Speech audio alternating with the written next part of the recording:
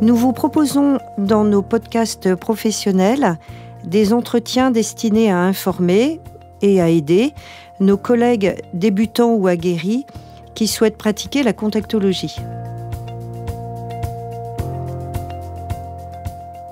Bonjour chers auditeurs, nous sommes très heureuses de vous retrouver aujourd'hui pour notre nouveau podcast, Un regard sur les lentilles.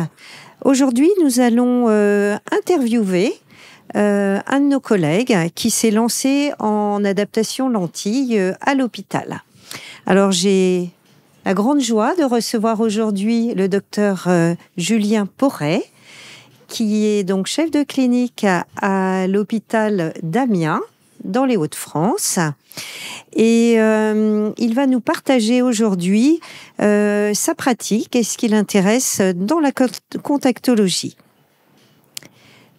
Bonjour Julien. Bonjour. Bienvenue dans notre podcast. Merci beaucoup pour l'invitation. Avec plaisir. Alors pour commencer Julien, pouvez-vous nous situer à quel moment vous avez découvert le domaine des lentilles de contact? Disons que pour être plus précis, je pense que c'était en deuxième semestre d'internat.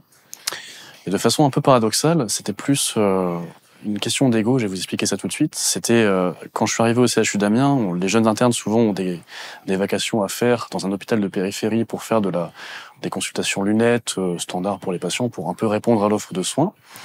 Et il m'est arrivé en fin de deuxième semestre d'aller dans ce CH de périphérie. Tout se passait bien, faire des lunettes, ça se passait très très bien. Et là, je fus fort dépourvu lorsqu'une patiente d'un certain âge m'a demandé des lentilles pour voir de près et de loin. Et là, je me suis dit, qu'est-ce que je peux lui proposer? Je ne savais pas du tout quoi lui répondre. Donc j'ai dû la reconvoquer bien après pour pouvoir répondre au mieux à sa demande. Mais ça avait piqué un peu à vif mon ego d'être comme ça un peu bébête devant la patiente et me dire, mais je ne sais pas du tout quoi lui dire. Et donc, je suis rentré chez moi le soir. J'ai tapé lentilles progressives sur Internet, comme tout jeune qui ne sait pas trop quoi faire. Et je me suis rendu compte qu'en fait, avant de pouvoir penser aux lentilles progressives, il fallait d'abord penser aux lentilles souples tout court, sphériques, toriques, et seulement après arriver aux multifocales. Et en fait, ça a été vraiment un peu le déclic de me dire, finalement, pour comprendre et pour pouvoir répondre un peu à la question des patients, il va falloir que je m'y mette. Et c'est comme ça que ça a commencé un peu de la curiosité sur tout le domaine de l'optique en général, de l'astigmatisme, puis des lentilles, ça a découlé de tout ça en fait. Oui, vous étiez déjà assez jeune dans votre parcours, parce que deuxième semestre, c'est être un jeune interne.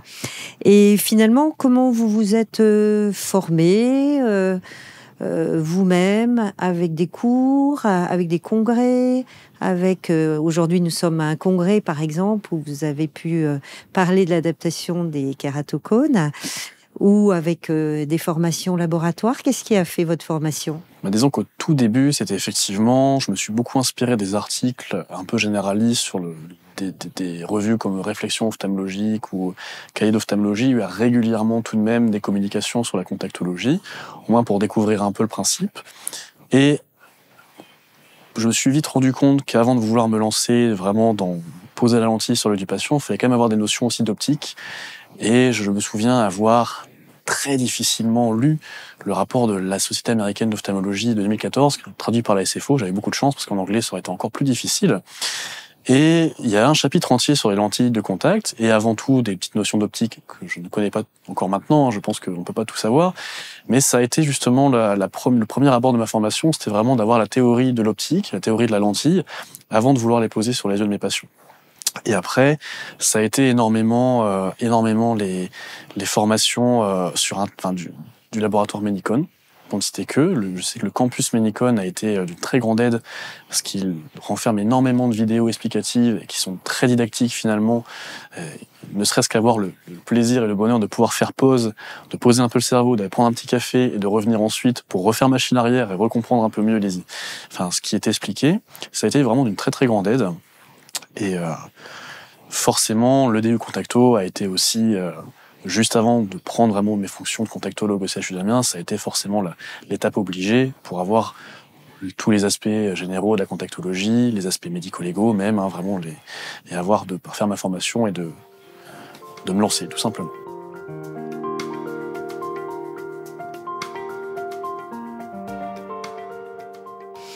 Et qu'est-ce que vous recommanderiez à un de vos étudiants qui souhaite en fait se former en contactologie, parce qu'on a bien compris qu'il y avait la théorie et pour la pratique, par exemple, mettre une lentille tout simplement, voir comment c'est au niveau de nos appareils, la lampe à fente. Eh bien, le premier conseil que je pourrais donner, c'est effectivement de se rapprocher le plus possible du contactologue, si bien sûr ils ont la chance d'en avoir un auprès d'eux du service, au moins pour ne serait-ce que voir l'aspect, l'adaptation, la pose de la lentille, l'abord du patient, forcément, qui est très important, parce que c'est un traitement qui est centré finalement sur le patient. Et le patient est vraiment au centre de nos préoccupations, c'est le cas de le dire.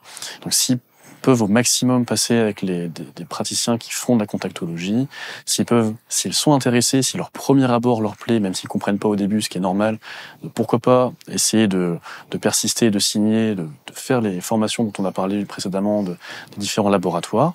Et si vraiment ça leur plaît, le contacto, je pense, est quand même une étape très importante pour au moins justifier de sa pratique et ne pas avoir peur de se lancer. Ça, c'est très important, forcément, parce que c'est difficile au début. Je pense que tout le monde a vécu un peu les mêmes choses en contactologie, mais c'est très gratifiant quand on y arrive, que ça en vaut la chandelle, en fait. Le jeu en vaut la chandelle.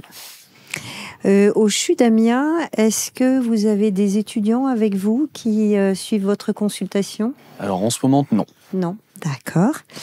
Et dans votre agenda, est-ce que vous savez situer la place qu'occupe la contactologie dans votre semaine? Oui, sans peine, puisque je consacre une journée par semaine entière, tous les mardis finalement, à la contactologie.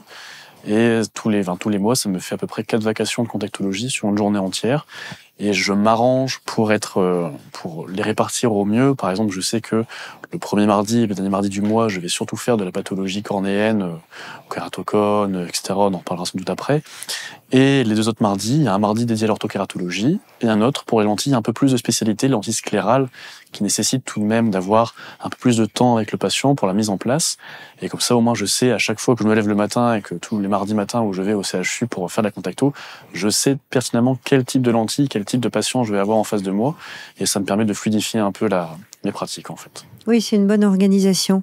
Et du coup, les principales pathologies que vous traitez au CHU, vous en avez déjà un peu parlé. Elles sont diverses et variées. Il est vrai que c'est surtout du kératocone, que ce soit avant ou après la greffe. Ça m'arrive souvent d'avoir des patients adressés par mes confrères justement pour l'adaptation après la greffe ou même tout simplement des dépistages de kératocone en ville qui sont adressés au CHU. Et après, c'est divers. Vous pouvez avoir tout ce qui concerne l'astigmatisme irrégulier, les patients qui ont malheureusement eu des plaies ou des kératites pour quelque raison que ce soit, qui ont un astigmatisme irrégulier qui en résulte, c'est beaucoup cela.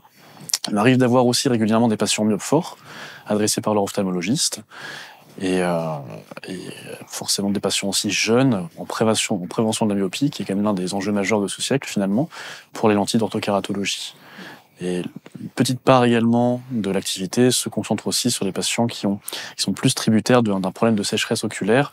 Et là, tout ce qui est le domaine de la lentille semi-sclérale, cornéosclérale, ou etc. quoi.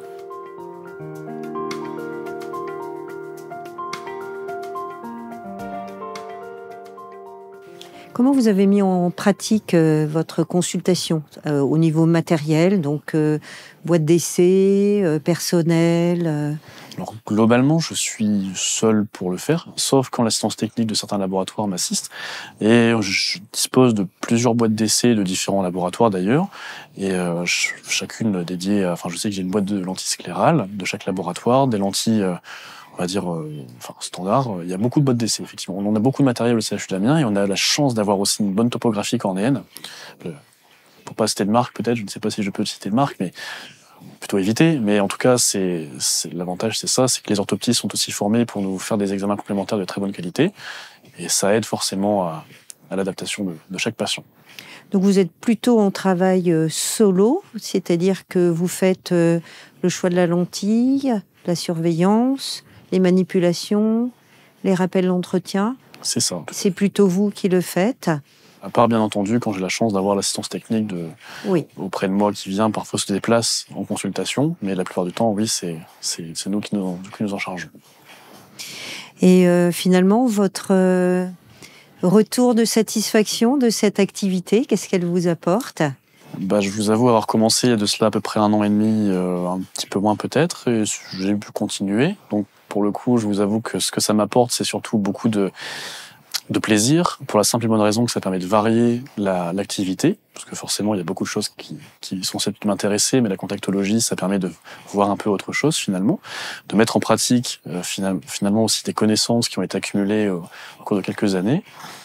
Et ça permet aussi, c'est tellement gratifiant de voir des patients qui au début viennent en consultation, ils ne savent pas trop pourquoi parfois d'ailleurs, et qui repartent de la consultation beaucoup plus rassurés, avec une ordonnance de lentilles d'essai, et l'assurance de pouvoir aussi avoir un confort visuel bien supérieur à leur confort avec lequel ils sont rentrés en consultation. Donc c'est vraiment très moteur, en tout cas c'est un domaine qui, à mon sens, est vraiment un moteur, tout simplement. Merci beaucoup pour votre témoignage. Je vous souhaite de continuer dans ce beau domaine de la contactologie qui apporte effectivement, comme vous l'avez dit, beaucoup de gratification personnelle et bien sûr pour le bien de nos patients. Voilà, chers auditeurs, nous terminons cet entretien avec le docteur Poré d'Amiens, qui nous a fait la joie de témoigner comment se lancer en adaptation aux lentilles tout en étant un jeune praticien. Nous vous disons à un prochain podcast et nous vous remercions pour votre attention.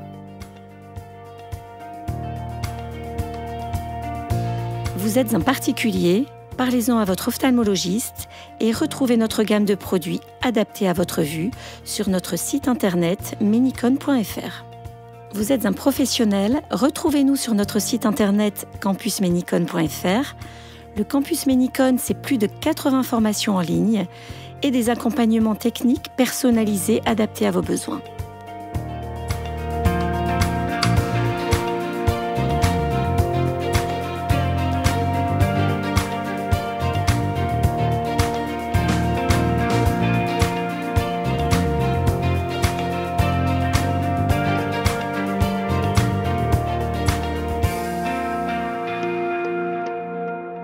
Les lentilles de contact et les solutions d'entretien sont des dispositifs médicaux.